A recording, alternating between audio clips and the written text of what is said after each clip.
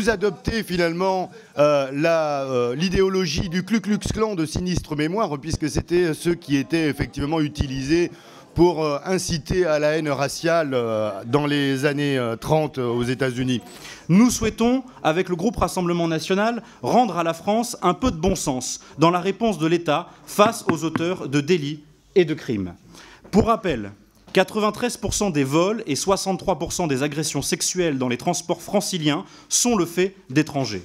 Cette proportion des étrangers dans les auteurs de crimes ou délits se décline à l'infini dans tous les territoires et tous les types de délits et de crimes. Ces chiffres sont hélas corroborés par des affaires dont les Français se souviennent. Je pense à l'assassinat de Philippine, mais encore à celui de la petite Lola.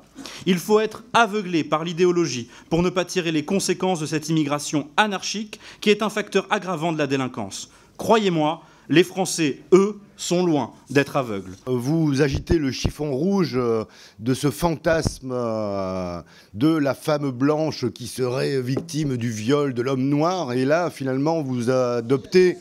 Si. Mais oui, dans l'espace public, vous adoptez finalement l'idéologie du Ku Klux Klan de sinistre mémoire, puisque c'était ceux qui étaient effectivement utilisés pour inciter à la haine raciale dans les années 30 aux États-Unis. Mais la réalité, c'est que vous masquez les atteintes qui sont celles que les femmes dans notre pays subissent en termes de violences sexistes et sexuelles.